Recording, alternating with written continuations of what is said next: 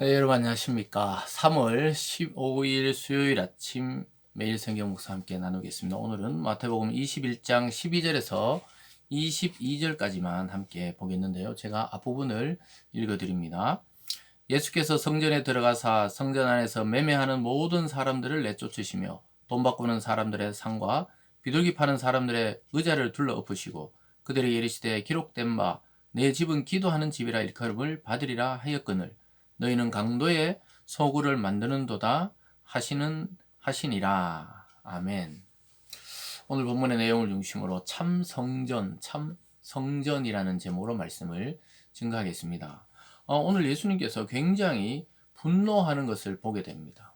왜냐하면은 하나님의 집인 그 성전에서 비둘기도 팔고 돈도 바꾸어 주고 이런 것을 보면서 화가 나서 그 상을 뒤엎고 또 비둘기 파는 사람들의 그 의자를 둘러엎고 또 매매하는 사람들을 성전 안에서 내쫓고 이러한 어떻게 보면 과격하게 보이는 행동을 하는 것을 통해 예수님이 성전의 의미에 대해서 그리고 지금 우리가 이 시대에 살아가는 우리들이 참 성전은 무엇인지에 대한 그 기능 또 그리고 참 성전의 의미에 대해서 오늘 말씀하고 있습니다.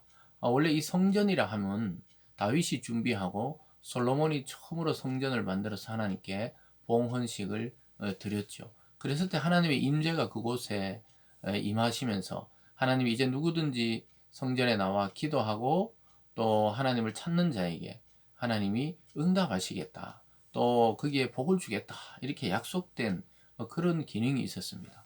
그 성전이 있기 전에는 모세가 출애굽하면서 성막을 만들었죠. 하나님이 보여주신 모형대로 성막은 바로 이동식 성전이라고 보면 됩니다. 광야를 이동하면서 어떤 텐트처럼 만들어서 그 안에 법궤가 있고 거기에 하나님이 임재한다는 것이죠. 그래서 이스라엘의 핵심은 법궤에 있었고 지금 그리스도 안에 있는 우리 그리스도인들과 교회의 핵심은 뭐냐? 주님이 주신 그 말씀 안에 있는 것입니다. 그 말씀이 법궤라고 보면 되겠죠.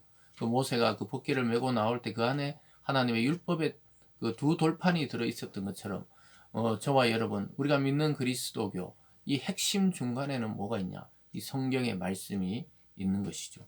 그래서 성전의 참 기능은 하나님을 만나고 또 하나님은 우리의 소원을 듣고 또 하나님은 그곳에 우리와 함께 하신다는 것이 성전의 참된 기능인데 변질된 이 성전을 모시고는 주님이 분노하신 것이죠. 그런 자료를 만들어 놨는데 이익을 위한 장소로 바뀐 것입니다. 왜냐하면 멀리서 하나님의 성전에 나오는 사람은 소나 양이나 비둘기를 데리고 올 수 없으니까 거기서 바꿔주도록 그렇게 되어 있었어요. 근데 이제 성전 앞마당까지 들어와서 그 결국은 뭐냐? 하나님을 만나는 그 참된 의미는 뒷전이고 돈 벌기 위한 수단으로 바뀌어져 있는 겁니다. 그러니까 주님이 13절 끝에 너희는 강도의 소굴로 만들었다는 거예요.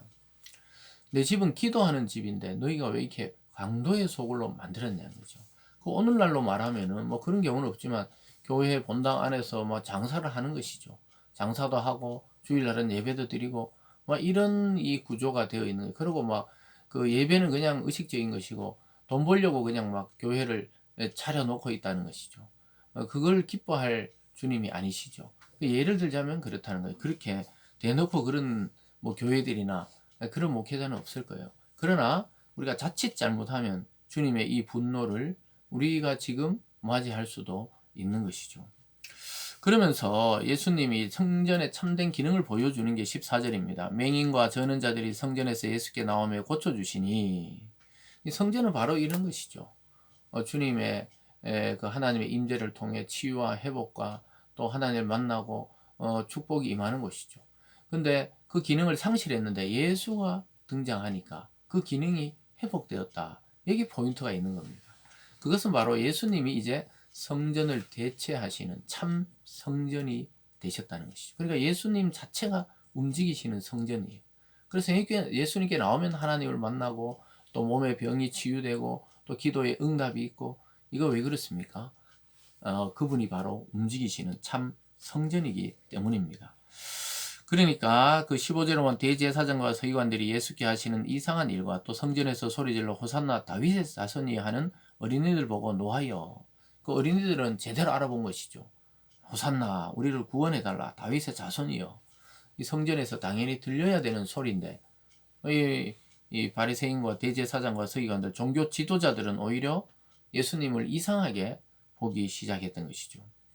그러면서 예수님이 16절에 예수께 말하되 그들이 하는 말을 듣느냐? 예수께서 이르시되 그렇다. 어린아기와 젖먹이들의 입에서 나오는 찬미를 온전하게 하셨다 함을 너희가 읽어본 일이 없느냐 하시고 그들을 떠나 성 밖으로 베다니에 가서 요하시니라. 그래서 우리 주님께서 오늘 참 성전은 바로 환대가 있고 치유가 있고 찬양이 있는 것이라는 거죠. 그리고 예수님이 나타나니까 이 성전의 모든 참된 기능이 회복되고 있는데 그동안 성전을 통해 돈벌이를 했던 대제사장과 서기관, 이 종교 지도자들은 하나님 말씀을 잘 알면서도 그걸 이용해서 백성들을 통해 이익을 취하고 있었어요. 어마어마합니다. 그 당시에 예루살렘 성전에 이 각 이스라엘 지파들이 오기도 하고 또 흩어져 있는 각 나라에 살던 사람들이 와서 하나님의 성전에 나가서 예배를 드리고 또 성전을 보고 싶어서 오는 그 사람들을 통해서 이익을, 돈을 버는 목적이 강했던 것입니다. 참 그러니까 이 썩은 이 종교가 되어 있었던 것이죠. 거기에 예수님이 와서 막 들어엎고 내쫓고 깨끗이 성전 정화 작업을 하시는 것인데, 그러니까 뭐 대제사장과 서기관도 볼 때 눈에 가시죠. 그래서 결국은 이 예수가 죽게 된 중요한 원인 중에 하나도 바로 이 사건이 들어가 있는 것입니다. 이래 놔뒀다가는 자기들의 그 권세와 또 이익이 현저하게 이렇게 타격을 받으니까 예수를 십자가에 못 박도록 내주는 주도자들이 되는 것이죠.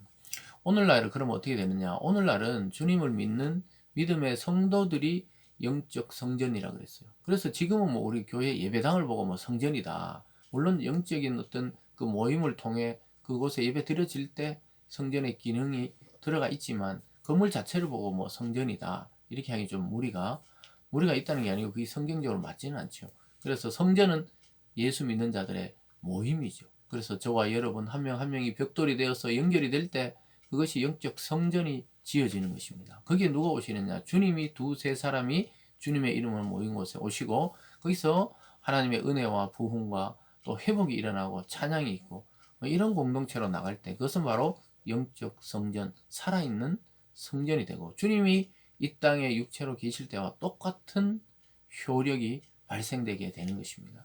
그래서 우리는 일상적인 정규적인 예배와 기도와 말씀을 통해 이 기적을 경험할 수가 있게 되어 있는 것이에요. 원래는 그것이 정상적인 것이죠.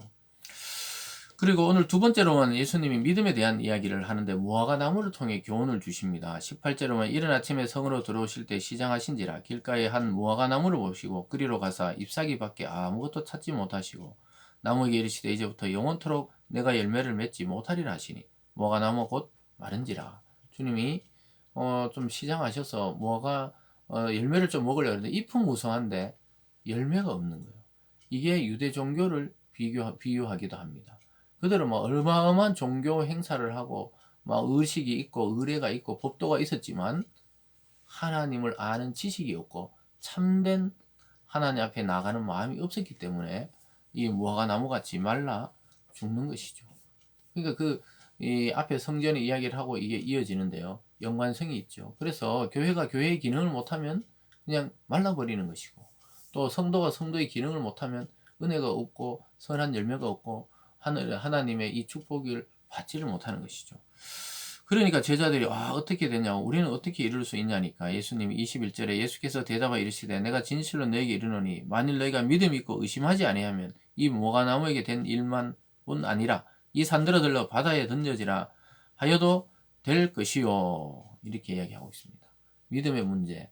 믿음으로 이렇게 하면 이런 능력과 기적은 늘 일어난다고 말하고 있습니다. 그래서 믿고 구하는 것은 다 받게 된다고 마지막 22절에서도 말씀하고 있습니다. 사랑하는 여러분, 오늘 우리는 말씀을 통해 참된 성전의 기능을 우리 자신과 교회가 회복하고 또 믿음을 통해 기도할 때 놀라운 하나님의 응답과 역사를 지금도 경험할 수 있다는 사실을 아시고 저와 여러분의 모임, 교회의 그 모임 자체가 참 성전 그리스도의 몸이라는 사실을 잊지 마시고 건물이나 또는 뭐 사람의 숫자나 이런 데 현혹되지 마시고 오직 말씀 안에 승리하고 또 하나님의 그 복을 또 기적을 맛보는 오늘 하루 되기를 주님의 이름으로 축복합니다. 기도하겠습니다.